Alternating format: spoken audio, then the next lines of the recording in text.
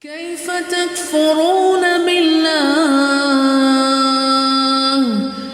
كيف تكفرون بالله وكنتم أمواتا فأحياكم. And I'm free.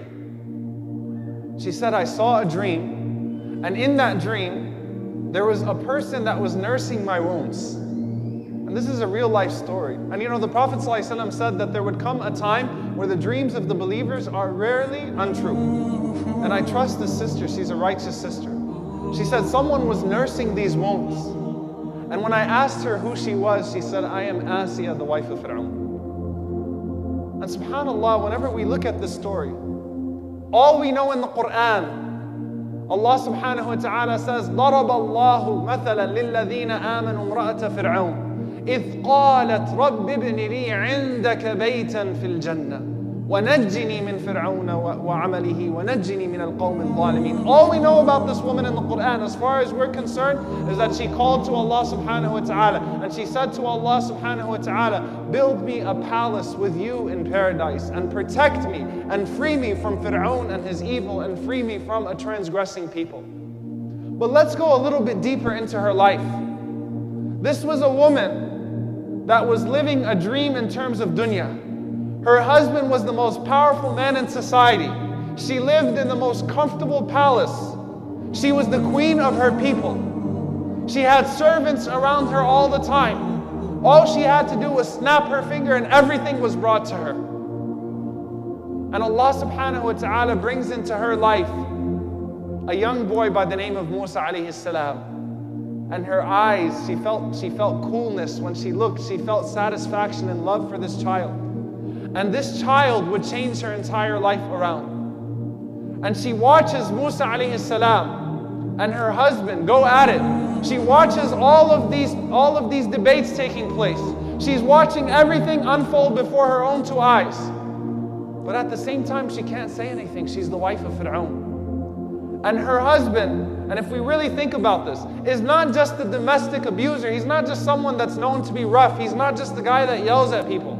He's a person that is so cruel that he will murder and massacre children with slow and gruesome deaths. He will have women raped. He will have a person who expresses the slightest opposition to him. He will have that person's arms and legs cut off and his eyes poked out. And he will show everyone no mercy. And she comes to her husband after living this entire life of comfort. And she says, لَقَدْ كَفَرْتُ بِكَ يَا فِرْعَوْنَ وَآمَنْتُ بِرَبِّ مُوسَى. I have disbelieved in you, O Pharaoh, and I have believed in the Lord of Musa and Harun. And Pharaoh says, what did you say? What do you think you're doing? Do you understand the gravity of your statement? And she repeats, she reiterates that I have disbelieved in you, O Pharaoh, and I know who you are. And I know what you're capable of doing. But Allah subhanahu wa ta'ala is with me. My Lord and your Lord and the Lord of Musa and the Lord of Harun. He's with me and He's going to take care of me. And suddenly you see a young woman's dream shattered. But she has a bigger dream now. And I know that Brother Farhan touched upon this, but I want you to think about this. Yes, she had it all in terms of dunya, but she was missing one thing, and that was companionship. And she desired the companionship of Allah subhanahu wa ta'ala. And even the children, as Ibn Abbas radiallahu ta'ala anhu explains, yes, we see that Pharaoh had children. And we'll get to the story of Mashitat bintu Pharaoh, the hairdresser of the daughter of Pharaoh. But none of these were her children, and you can imagine how strange she felt in that house.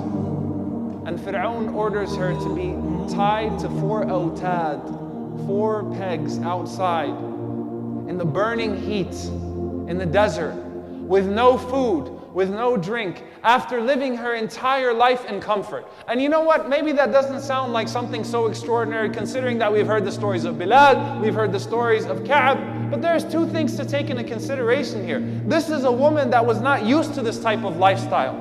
She's never tasted this type of discomfort. You know, I'll put it to you this way. When you go to Hajj, and you see the American Hajjaj versus everybody else, right? For this person being in a 5-star hotel, but you know the internet's not working, that's a terrible tragedy. For another person sleeping in the street, they're comfortable.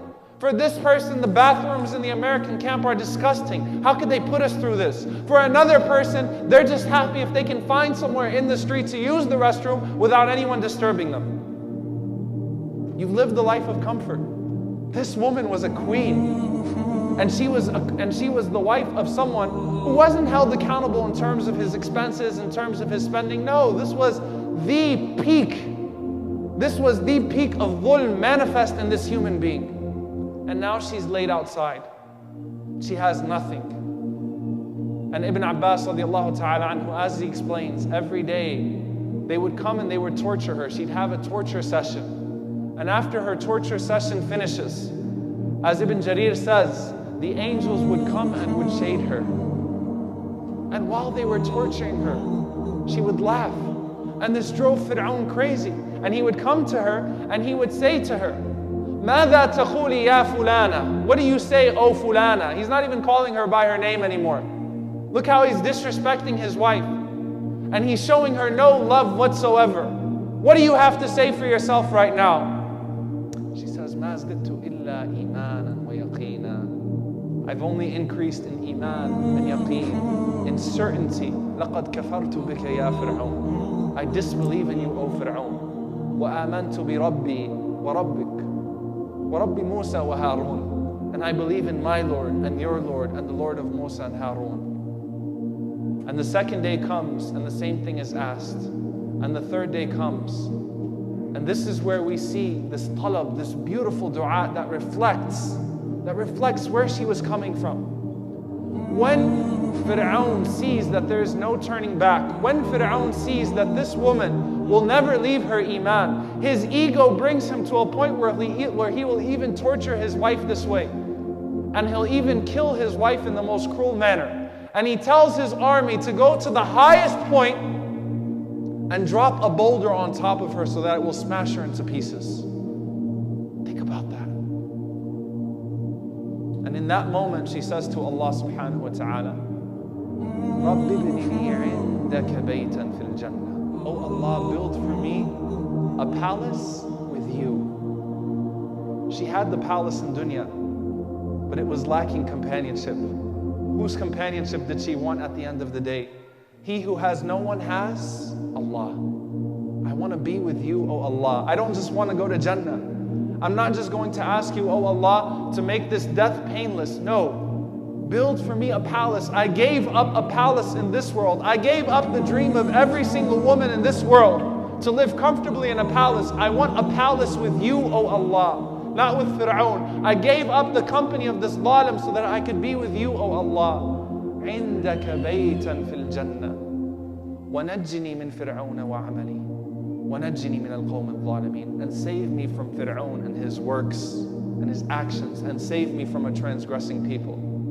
And as we know from the Mufassireen, as they dropped the rock on top of her, Allah subhanahu wa ta'ala answered both of her du'as. She could see her place in Al-Jannah and she could see her palace in Al-Jannah. And she was smiling and laughing.